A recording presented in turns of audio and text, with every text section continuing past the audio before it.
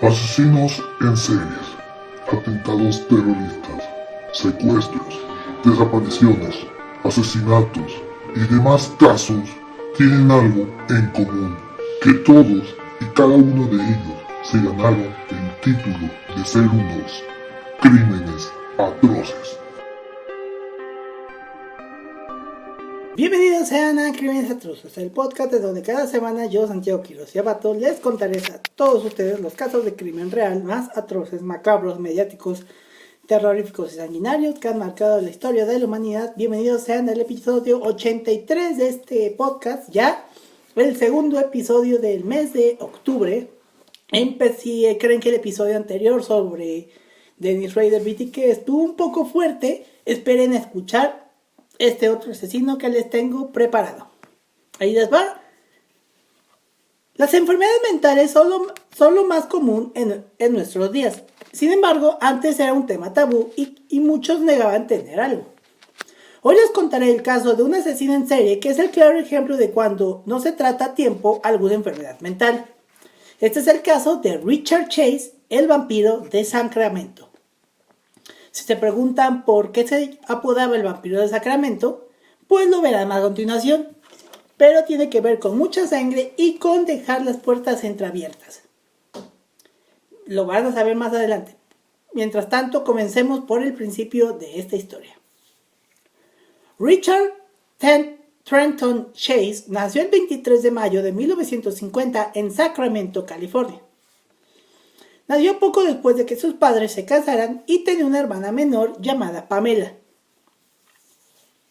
Sus padres eran propensos a discutir entre sí durante su infancia.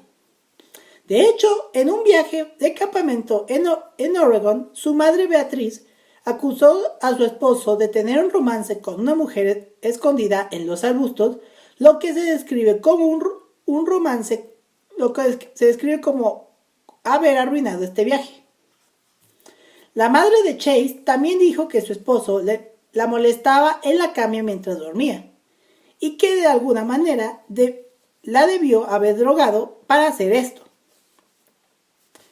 Se ha afirmado que el padre de Chase disciplinó físicamente a Richard cuando era niño, pero que sus acciones no eran fuera de lo común para las familias durante esa época. Estamos hablando de tiempos arcaicos. A la tierna edad de 5 años, Chase exhibió en privado evidencia de las 3 partes de la tríada de McDonald, una teoría que sugiere el desarrollo de la psicopatía violenta. La tríada vincula la crueldad hacia los animales, la obsesión por prender fuego, o sea, piromanía, y la eneuresis persistente después de los 5 años con conductas violentas. Eneuresis es hacerte pipí en la cama. Estos problemas internos no afectaron su vida. 5 años con conductas violentas, en particular conductas homicidas y conductas sexuales depredadoras. Me salté esa parte, perdonen. Ahora sí, estos problemas internos no afectaron su vida escolar temprana, con más de 60 niños asistiendo a sus fiestas de cumpleaños. Ya en su adolescencia se decía que era un gran consumidor de drogas como la marihuana y el LSD. Y también cuando era adolescente, Chase descubrió que era impotente, lo que le impedía tener relaciones sexuales con mujeres. Qué horrible que descubrí en tu adolescencia que tienes impotencia sexual. No sé a qué edad empieza, pero es horrible. Pero aquí empieza lo extraño de la historia. Uno de los primeros casos de comportamiento extraño de Chase era que cuando era adolescente ocurrió cuando comenzó a creer que era miembro de la pandilla James Younger. Chase incluso pegó su cabeza en fotos de ellos. Trató de vender esas fotos a la gente y quería que su madre le comprara un sombrero de vaquero, pero ella se negó. También dormía a veces en la sala de estar de su familia y cuando lo hacía se quitaba toda la ropa, encendía la calefacción al máximo y luego abría las ventanas. Si bien Chase fue descrito como popular y pulcro durante sus años de la escuela secundaria, comenzó a retraerse una vez que entró a la edad adulta y tenía una apariencia más descuidada. Chase tuvo una novia en la escuela secundaria, con quien comenzó a salir en 1965. En entrevistas posteriores, esta mujer usó el seudónimo de Libby Christopher. No pudo tener relaciones sexuales la primera vez que intentaron hacerlo debido a su impotencia. La relación continuó de todos modos, aunque su continuo fracaso para lograr una elección llevó a su separación en 1966. Ya una vez graduado de la escuela secundaria, Chase asistió al American River College entre 1968 y 1971. Sus calificaciones estaban bajando y no comenzó a asistir a clases hasta que finalmente abandonó la escuela. Si creen que esta parte de su vida es triste, esta parte de su vida también es rara. Chase desarrolló hipocondría a medida que maduraba. La hipocondria es cuando tú dices que en verdad estás enfermo de algo cuando no lo estás. Él a menudo se quejaba de que su corazón ocasionalmente dejaba de latir o de que alguien les había robado la arteria pulmonar. También sostenía naranjas sobre su cabeza creyendo que la vitamina C sería absorbida por su cerebro a través de la difusión, cosa que no era así. Chase también pensaba que sus huesos craneales se habían separado y se movían, por lo que una vez afeitó la cabeza para poder observar esta actividad. Aquí ya está empezando con sus problemas psicológicos. Chase trabajó por primera vez en un trabajo de mecanografía y contestar teléfonos para Retailers Credit Association durante 1969, mientras estaba inscrito en American River College. En los años siguientes, Chase continuó encontrando otros trabajos ocasionales en Sacramento, pero seguía consumiendo grandes cantidades de droga y ninguno de ellos duró mucho. Chase compartió un apartamento con Sid Evans de Markey y Rachel Statham en 1971, poco antes de abandonar American River College.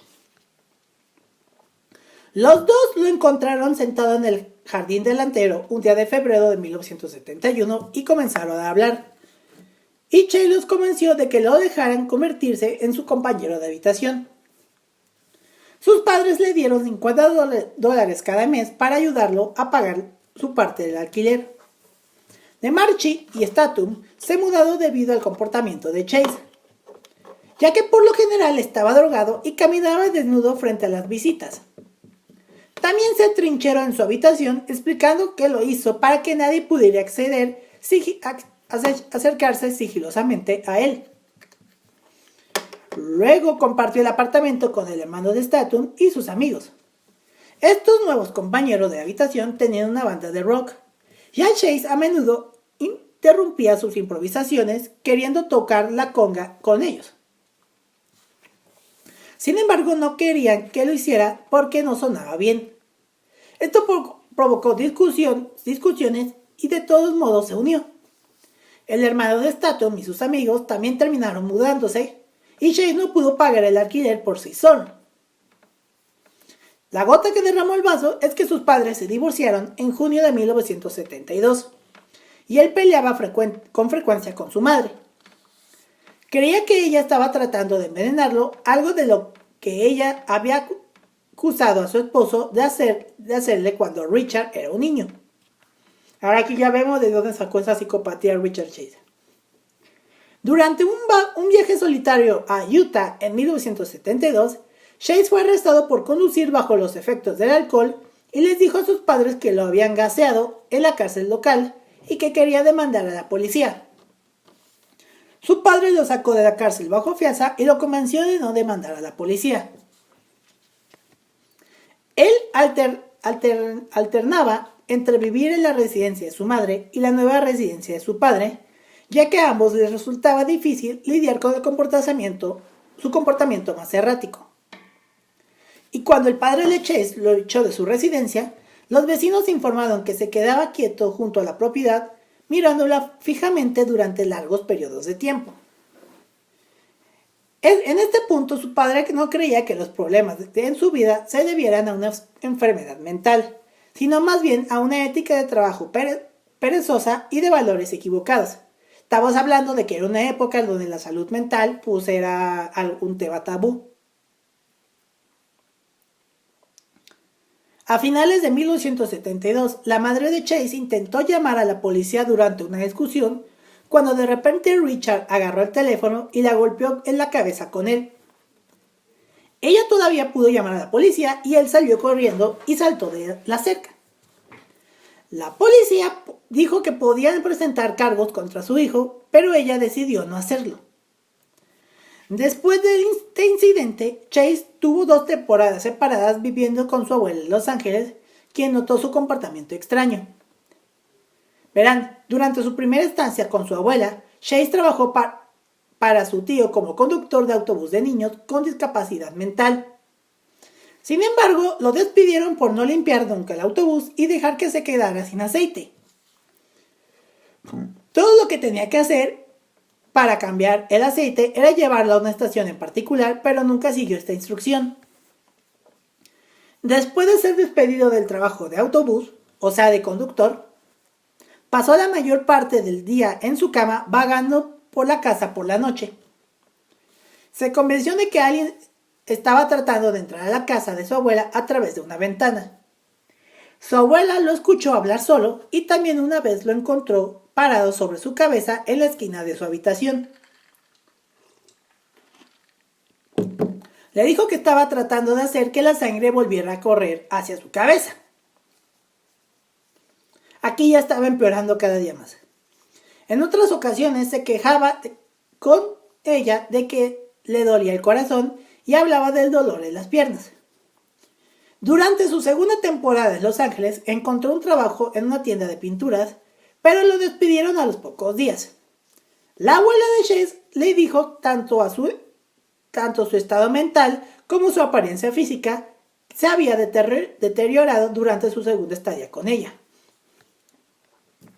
Cuando Chase regresó a Sacramento definitivamente en el verano del 73, comenzó a recortar fotos de órganos humanos de un libro de medicina y a pegarlas por todo su dormitorio. Esto fue un esfuerzo para comprender qué le pasaba. En esa época, Chase llamó a una ambulancia a su casa que llegó con una camilla que él había solicitado. Sin embargo, se negaron a llevarlo al hospital cuando descubrieron que no sufría una emergencia médica. Más tarde, Chase fue a ver a su madre, rogándole, entre comillas, ayuda con sus supuestas condiciones médicas.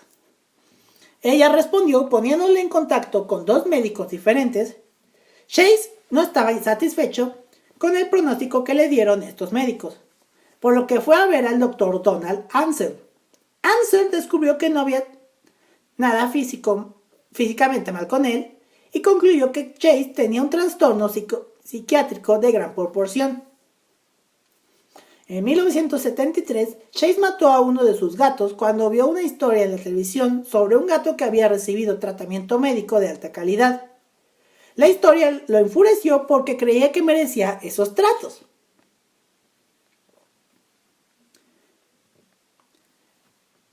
Chase pasó 2 días en un pabellón psiquiátrico en diciembre del 73, después de entrar a la sala de emergencias del Hospital American River, quejándose de una variedad de dolencias imaginarias.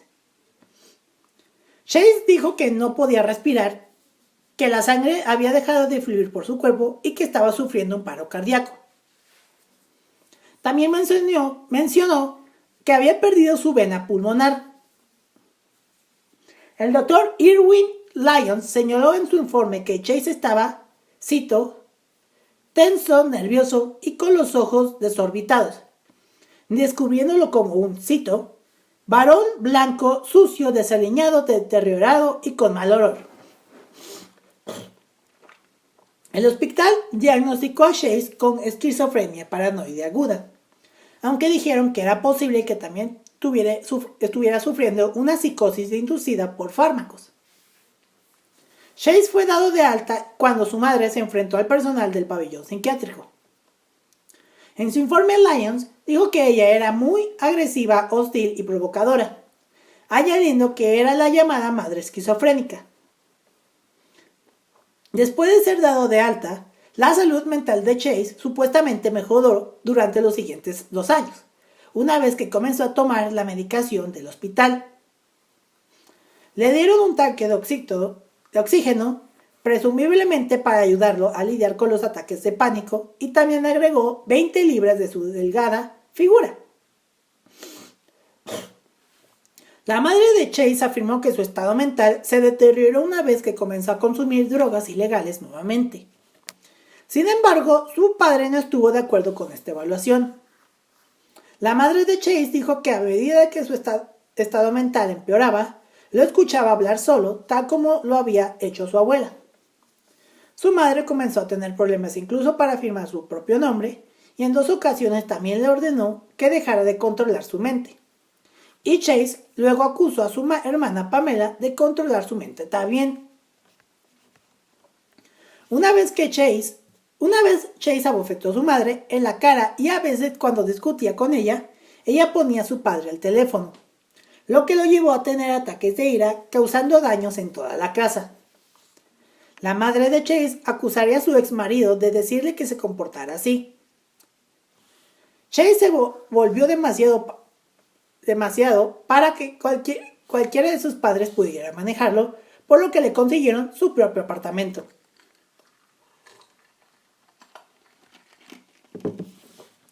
Una vez que vivió en este apartamento, Chase comenzó a ir en bicicleta a una granja de conejos y después comprarlos y los consumía crudos. ¿Por qué? Chase mantenía el apartamento relativamente limpio y su padre venía a jugar al ajedrez. Cuando el padre de Chase le preguntó por qué tenía conejos vivos, Chase respondió que los estaba comiendo, y su padre nunca investigó más sobre esto, ya que se había acostumbrado a sus extrañas declaraciones. En 1976 fue internado involuntariamente a una institución mental por segunda vez. O sea, si lo hubieran tratado desde la primera vez, no hubiera pasado lo que pasará a continuación. Esto ocurrió cuando lo llevaron a la sala de emergencias del American River Hospital después de inyectarse sangre de conejo en las venas. No pregunten por qué. Su padre lo encontró vomitando a su apartamento y apenas podía moverse después de un envenenamiento de la sangre. El personal de emergencia dijo que Chase les contó una extraña historia sobre comer un conejo que tenía aceite de batería en el estómago, y nuevamente concluyeron que estaba enfermo mental. Fue enviado al centro de salud psiquiátrica del American River Hospital y allí se quejó de debilidad cardíaca y dijo que su cuerpo estaba desmoronando. Se negó a participar en cualquier actividad grupal y finalmente fue transferido al Beverly Manor Psychiatric Hospital. El personal de la institución lo apodó Drácula, debido a su fijación con la sangre. Ahorita veremos qué tiene que ver la sangre con su apodo del vampiro de Sacramento. También rompió el cuello de 2 pájaros que atrapó a través de la ventana de la institución y bebió su sangre. Y también extrajo sangre de los perros de terapia con jeringas robadas. Después de someterse a una serie de tratamientos con drogas psicotrópicas, Chase ya no fue considerado un peligro para la sociedad y más tarde, en 1976, fue puesto bajo la custodia de su madre. El personal de la institución mental no estuvo de acuerdo con esta decisión, que fue ordenada por un médico. Y poco después de los asesinatos de Chase, uno de los miembros del personal dijo a los periodistas en televisión que, cito, era su turno de ser liberado y cualquier cosa que tuviéramos que decir o hacer al respecto era irrelevante. Añadiendo que pensaba que Chase estaba enfermo y era peligroso. Otros miembros del personal dijo que, cito, necesitaba cuidados intensivos, no estaba recibiendo tantos cuidados como debería haber recibido. Sin consultar a los médicos, la madre de Chase le quitó su medicación, ya que no le gustaba que le hiciera parecer un zombie. Le consiguió otro apartamento y en él Chase pasó de comer pájaros y conejos a comer perros. Compró cachorros y los colgó en su apartamento. Luego Chase les abría el estómago, bebía su sangre y comía sus entrañas crudas. Algunos de los perros que compró eran sospechosos y no querían ir con él.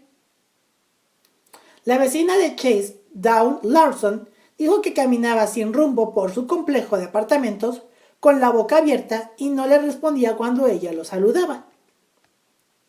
También recordó haber visto traer perros y un gato, a pesar de que no se permitían mascotas. Nunca volvió a ver a los animales y no supo qué fue de ellos. A principio, Chase solo permitía que su madre entrara por la puerta de su apartamento, pero pronto no permitió que nadie entrara y hablara con su madre a través de una rendija de la puerta. Una investigación posterior descubrió que a mediados de 1977, Chase fue detenido y arrestado en una reserva de nativos americanos en el área de Pearl Lake, Nevada. Su cuerpo desnudo estaba manchado de sangre y se encontró con un balde con un hígado de su camioneta. Y la policía sospechó que se había producido un homicidio. Según los testigos, informaron que Chase tenía un perro con él ese mismo día, pero nunca lo recuperaron. Cuando la policía lo interrogó en el lugar, Chase afirmó que le estaba saliendo sangre y que no sabía qué le había pasado al perro. Se determinó que la sangre era de vaca y no se presentaron cargos. Chase compró una pistola calibre 22 a finales de 1977 y mintió sobre su historial de enfermedad mental para hacerlo, como se puede hacer actualmente en Estados Unidos. Los vecinos pronto oyeron ruidos de disparo en su apartamento. Chase afirmó más tarde que había estado disparando a las voces que oía con agujeros de bala en las paredes que confirmaban esta historia. Chase continuó matando y comiendo perros y ahora les disparaba en la cabeza, lo que les facilitaba recolectar la sangre, ya que podía poner tazas junto a las heridas de bala. Y después de matar perros pequeños, incluidos cachorros de labrador, finalmente intentó robar un San Bernardo de una residencia, pero no tuvo éxito. El 29 de diciembre de 1977, Chase mató a su primera víctima humana conocida en un tiroteo desde un automóvil. La víctima era Ambrose Griffin. Era un ingeniero de 51 años y padre de 2 hijos. Griffin había estado descargando comestibles en la entrada de su casa y su esposa inicialmente creyó que había sufrido un ataque cardíaco. El tiroteo desconcentró a la policía, que lo consideró un crimen aleatorio y sin motivo. Chase afirmó que en el periodo previo al asesinato se enojó porque su madre se negó a permitirle ir a su casa para Navidad. No lo dejaba entrar a su casa porque su hermana le tenía miedo después de un incidente reciente en el que destrozó a un gato frente a su madre durante una discusión, esparciendo su sangre por todo su cuerpo. 2 semanas después del asesinato de Griffin, intentó entrar en la casa de una mujer, pero como las puertas estaban cerradas, se marchó. Y de aquí viene el apodo. Si saben algo del folclore de vampiros, aparte de que Chevy Chase tenía una afición por la sangre, seguía el mismo folclore de los vampiros, que era que si un vampiro no puede ingresar a una casa al menos que lo inviten a pasar. Entonces Chase si veía que la puerta estaba entreabierta, no traía seguro, era una señal de que podía entrar a la casa. Bueno, Chase continuó contándoles a los detectives que consideraba que las puertas cerradas eran una señal de que no era bienvenido, porque las puertas abiertas eran una invitación a entrar, lo que ya les conté del folclore de los vampiros. En una ocasión, una pareja que regresaba a casa lo atrapó y lo persiguió mientras robaba sus pertenencias. También había orinado y defecado en la cama y la ropa de su bebé. Irrumpió en otra casa desocupada e intentó prender fuego a una de las cortinas. Chase dijo más tarde que creía que los residentes de esta casa lo habían estado espiando y que querían que se fuera del vecindario. Es así como llegamos al 23 de enero de 1978. Chase irrumpió en una casa y disparó a Teresa Wallin, que estaba embarazada de 3 meses en ese momento. Ella había estado sacando la basura y él le disparó primero en la mano mientras intentaba protegerse. Luego le disparó en la mejilla fracturándole la mandíbula antes de dispararle en la cabeza y dejarla inconsciente. Luego tuvo relaciones sexuales con su cadáver mientras la apuñalaba en el estómago con un cuchillo de carnicero de su cocina. Le extrajeron varios órganos, ambos riñones, y Chase los movió colocándolo en el lado izquierdo debajo de su hígado. Luego le cortó uno de sus pezones y bebió su sangre a través de un vaso de yogur que encontró en su bolsa de basura. Le metió heces de perro del patio de Wallin por la garganta antes de salir de su casa. A pesar de usar guantes de goma para el asesinato, Chase no hizo ningún esfuerzo para cubrir la escena del crimen, dejando atrás el cuchillo de carnicero. Se determinó que Wallin todavía estaba viva mientras se producía parte de la mutilación, y también se encontraron restos de su feto no nato. El cadáver de Wallin fue descubierto por su marido, un camionero que estaba en el trabajo cuando ocurrió el asesinato. El marido solo vio una fracción del segundo del cadáver antes de gritar y salir de allí. Llamó a sus padres para que vinieran y esperaban que no tuvieran que ver su cadáver, pero finalmente lo vieron. La policía llamada a la escena fue informada de que la víctima había recibido un disparo y había sido abierta con un cuchillo. Hicieron los procedimientos estándar para comprobar si estaba viva, como poner una linterna en la cara, aunque era obvio que ya estaba muerta. Los ojos de Wallin estaban abiertos y tenía la lengua afuera. Y el detective Wade E. Ray dijo que la expresión de terror en su rostro había seguido atormentándolo a lo largo de los años. Y Ray agregó, cito, fue un homicidio horrible, porque no solo la había matado, sino que ella estaba embarazada en ese momento, por lo que mató a un niño no nacido.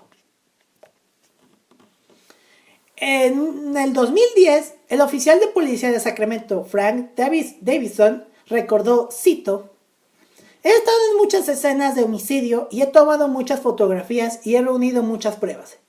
Y él era más extraño que él era el más extraño que he visto nunca, como lo han visto muchas otras personas.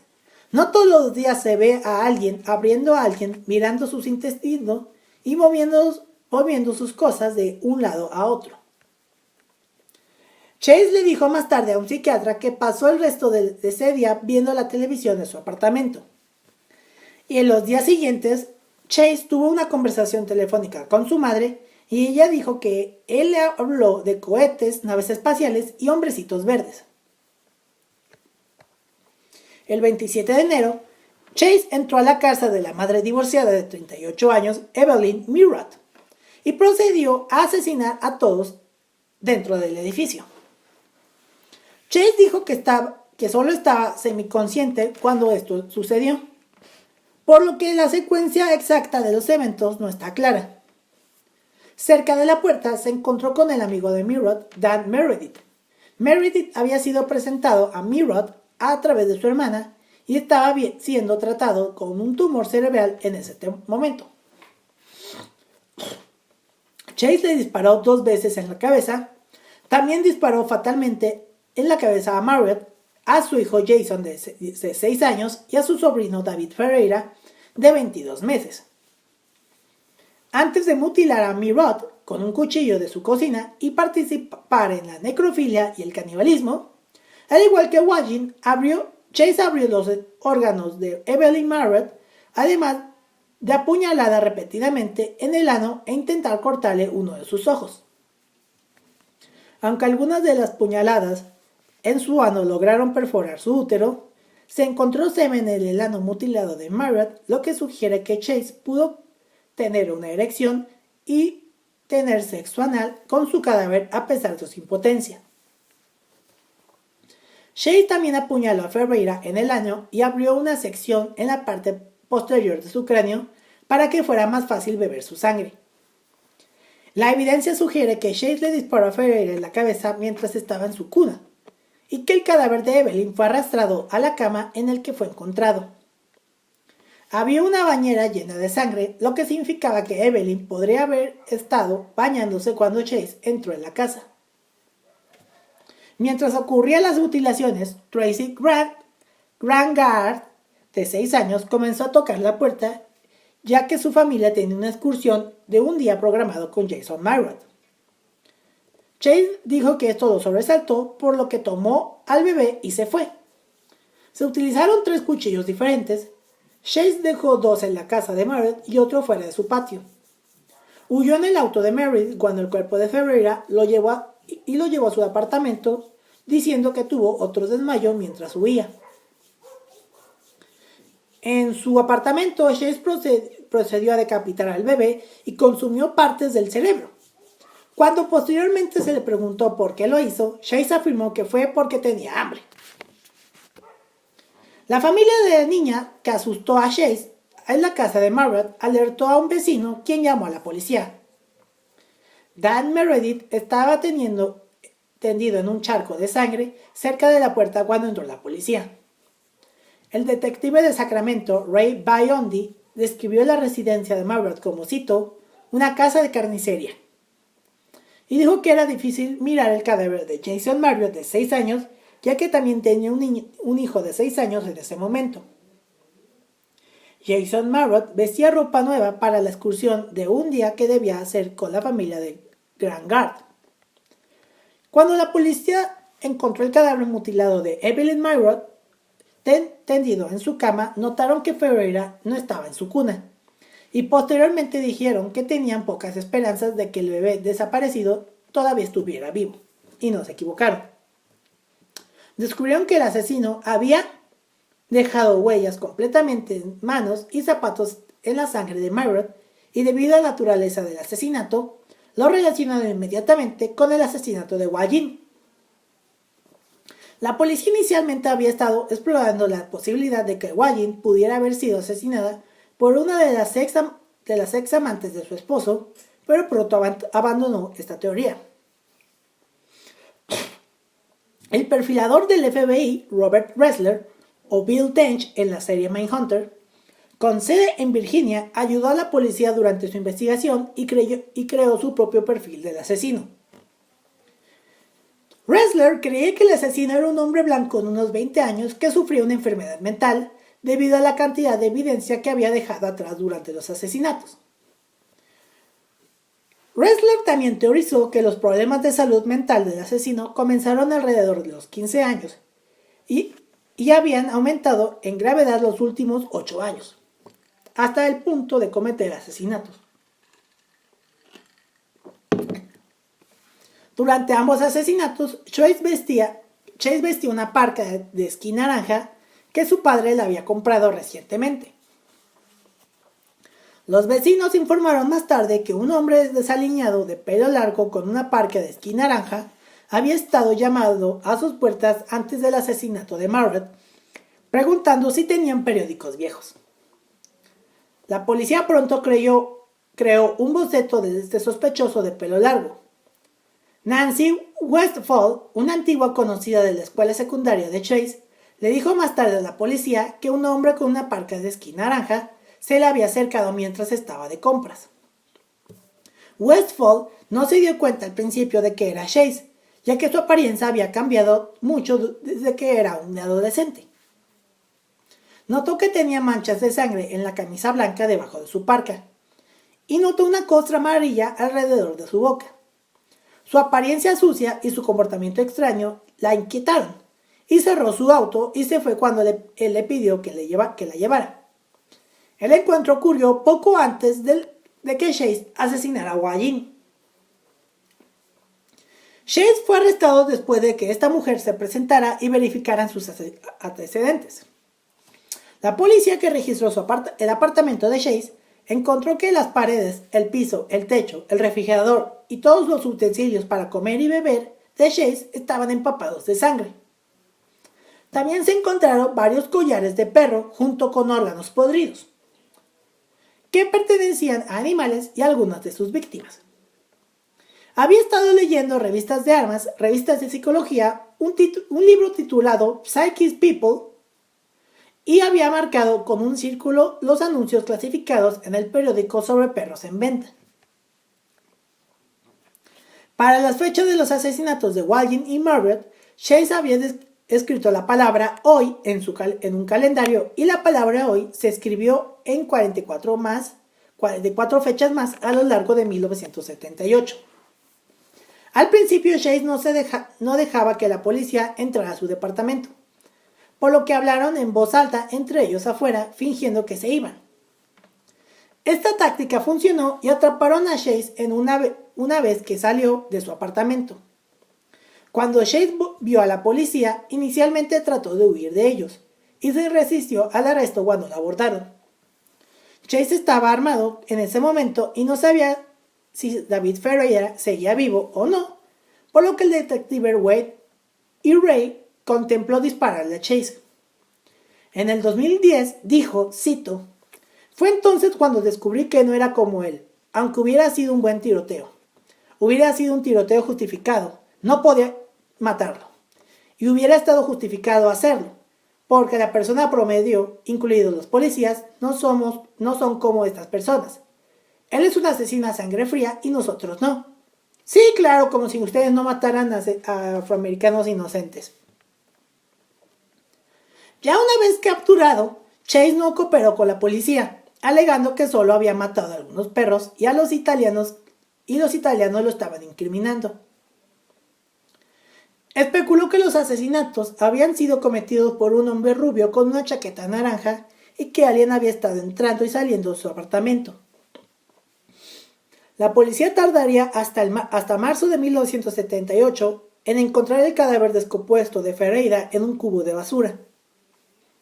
Había sido colocado dentro de una caja y unos días después de su captura, en enero del 78, fue entrevistado por psiquiatras y solo entró en detalles vagos sobre su historial de salud mental. Cuando le preguntaron qué pasaba, Chase no fue sincero. Reformularon la pregunta y le preguntaron qué había en la pantalla de su mente, como si estuviera viendo sus pensamientos en una televisión. Chase dijo cosas normales y un avión de pasajeros 743 explotando. También dijo que vio luces en el cielo que podrían ser ovnis y afirmó incorrectamente que era judío, diciendo que fue golpeado por bandas de italianos debido a su origen étnico. En 1979, Chase fue juzgado por 6 cargos de asesinato, debido a sus delirios de ser un judío perseguido. Chase quería un abogado de la Liga de Defensa Judía, pero esta moción fue denegada. Su abogado defensor terminaría siendo Faris Salami, que era hijo de inmigrantes libaneses y local del área de Sacramento. Mientras estaba detenido y en espera de su juicio, Chase afirmó que la comida que le estaban sirviendo estaba envenenada. Ordenó a su abogado defensor que hicieran analizar la comida y el resultado fue negativo. Para evitar la pena de muerte, la defensa intentó que lo declararan culpable de asesinato en segundo grado, lo que resultaría en una cadena perpetua. El caso dependía de la historia de enfermedad mental de Chase y la sugerencia de que sus crímenes no fueron premeditados. Faris Salami recordó en 2010 que Chase era, cito, la persona más trastornada que había conocido y que su caso era uno de enfermedad mental. En más entrevistas con psiquiatras durante el juicio, Chase admitió su culpabilidad, diciendo, no maté a nadie, solo a unas cuantas personas. Recordaba muy poco del asesinato de la familia Mirot. Y con respecto al asesinato de Walding, Chase explicó a los psiquiatras, cito, estaba enfermo, envenenado con yodo o mercurio. Estaba tratando de liberarme del lugar del veneno e irme a vivir con los parientes de mi abuela. El coche que se había averiado y no tenía dinero, así que entré a la casa de alguien y lo maté. Chase reconoció que necesitaba sangre, diciendo que había ido a varios lugares para conseguirla, pero no pudo. Creía que su falta de sangre le impedía vivir una vida normal. Chase afirmó que la sangre de los animales no lo había ayudado, explicando, cito, ya no podía hacer frente al mundo porque cada vez que intentaba levantarme y actuar como un ser humano no podía debido a la debilidad. Recibí asistencia social y me metieron a Beverly Manor. Así que ahora tengo un juicio pendiente, supongo. Luego se declaró inocente por razón de locura temporal y solicitó que lo viera un cardiólogo por su supuesta arteria pulmonar robada. Chase le dijo al jurado que era una buena persona, pero que tenía un corazón y una mente débiles. Chase también dijo que tenía miedo de que todas sus víctimas volvieran entre los muertos. El marido de Teresa Wallin participó en el juicio y prestó declaraciones sobre el impacto de la muerte de su hijo. Un día durante el juicio, la madre de Chase lo confrontó y criticó a su pastor alemán por no haberlos protegido el día del asesinato. Este comentario dejó atónito al marido de Wallin, quien respondió diciendo que ella debería haberlos protegido de su hijo. El 8 de mayo de 1979, el jurado declaró a Chase culpable de 6 cargos de asesinato en primer grado y rechazando el argumento de que no podía ser culpable por razones de locura. Lo condenó a morir en la cámara de gas. El fiscal principal Ronald W. Tucherman convenció a los jurados de que Chase, aunque mentalmente perturbado, todavía sabía lo que estaba haciendo, que lo que estaba haciendo era mal. Los médicos que entrevistaron a Chase durante el juicio habían llegado a las mismas conclusiones que Tucherman, lo que fortaleció aún más el caso en su contra. El hecho de que Chase usara guantes durante los asesinatos ayudó a demostrar que hubo un nivel de premeditación. Fabrice Salame dijo, cito, hizo muchas cosas que, como les dirán los fiscales, demuestran que estaban pensando. Llevaba guantes de goma, pero nunca se limpió. La gente veía sangre en él todo el tiempo. Nunca se cortaba el pelo, entraba y salía de los jardines de la gente. Nunca parecía estar tratando de ocultar esta apariencia, que es como la otra cara de la moneda. Chase, de hecho, fue encerrado en San Quentin, una de las cárceles más seguras de Estados Unidos. De hecho, los reclusos de Chase en la prisión de San Quentin, conscientes de la naturaleza extremadamente violenta y espantosa de sus crímenes, le temían y, según los funcionarios de la prisión, a menudo trataban de persuadir a Chase de que se suicidara. O sea, si ven las fotografías de Richard Chase, que lo pueden seguir en las páginas de redes sociales, verán que Chase era un flacuchento. Pero, aún así, toda la cárcel de San Quentin, que tenía pandilleros, criminales peligrosos, miembros de los Hells Angels, le tenían miedo a Richard Chase. Se describió a Chase como un hombre que se comportaba psicopáticamente en el momento en que ingresó a prisión y fue enviado temporalmente a una instalación para criminales dementes en Vacaville, California, durante diciembre de 1979. Esto fue sugerido por los psiquiatras, quienes dijeron que se encontraban en un estado psicótico e incompetente. Finalmente fue enviado de regreso a San Quentin en abril de 1980. Chase quería ser transferido a una prisión en la costa este para poder estar más cerca del gobierno y a salvo de los ovnis, y también había escrito varios documentos en los que culpaba de los asesinatos a los ovnis, la CIA, la mafia y los desastres aéreos. En uno de los documentos, Chase escribió que la inteligencia ovni comenzó a arrastrarlo 6 meses antes de la hora de asesinato, también teorizando que nació como resultado de experimentos de clonación ovni, y afirmando que su madre lo había estado envenenando en secreto desde que tenía 1 año. A finales de 1979, Chase estaba considerando apelar su sentencia de muerte, ya que pensó que su vida estaba bajo amenaza cuando ocurrieron los asesinatos, lo que podría haber justificado sus acciones bajo la ley de California. Mientras estaba en prisión, Chase concedió una serie de entrevistas a Robert Ressler, durante los cuales habló de sus miedos a los nazis y los ovnis, afirmando que aunque había matado, no era su culpa. Se había visto obligado a matar para mantenerse vivo, lo que creía que cualquier persona haría. Le pidió a Ressler que le diera acceso a una pistola de radio con la que podría aprender a los ovnis nazis, para que los nazis pudieran ser juzgados por los asesinatos. Chase volvió a afirmar que era judío y ahora dijo que había un símbolo de la estrella de David en su frente. Le entregó a Ressler una gran cantidad de macarrones con queso que había estado acumulando en los bolsillos de sus pantalones, creyendo que los funcionarios de la prisión estaban coludido con los nazis e intentaban matarlo con comida envenenada.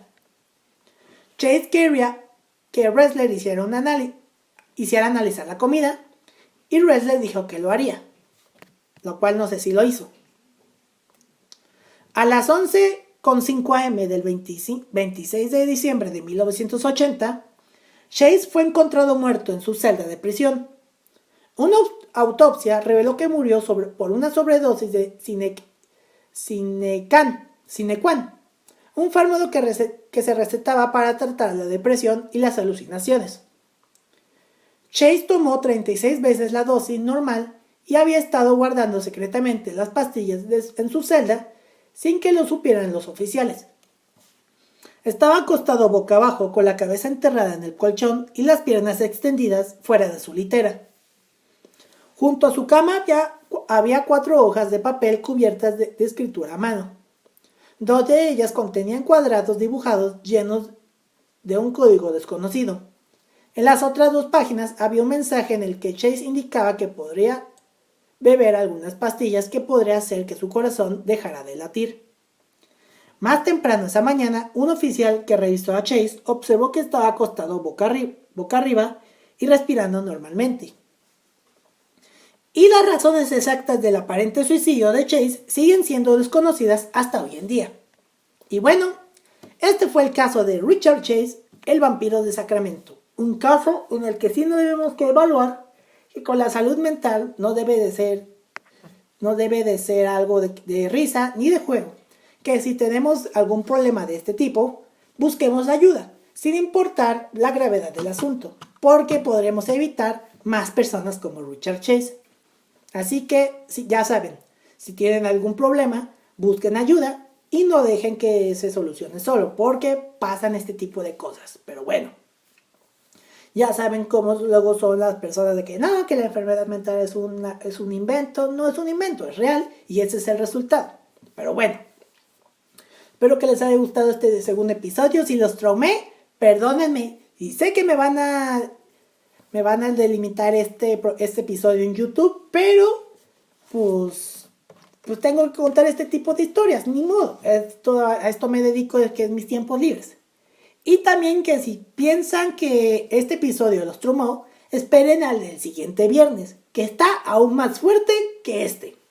Por lo tanto, yo me despido, no sin antes recordarle que si quieren ver escuchar este y otros episodios, síganos en Spotify, Apple Podcasts, Podimo, Google Podcast, en cualquier plataforma de podcast. Si quieren entrar también al canal de YouTube para conocerme, pues está el canal de YouTube. En redes sociales, para que puedan ver las fotografías de Richard Chase, para ver cómo era la apariencia, síganos en redes sociales. Estamos en Twitter como @crimenesatroces y en Instagram como @crimenesatrocespodcast. Y a mí me pueden encontrar en Twitter como @santqs99 y en Instagram como @santiqs99. Con esto me despido, nos vemos y nos escuchamos la próxima semana. Hasta la próxima, muchas gracias. Asesinos en series, atentados terroristas, secuestros, desapariciones, asesinatos y demás casos tienen algo en común, que todos y cada uno de ellos se ganaron el título de ser unos crímenes atroces.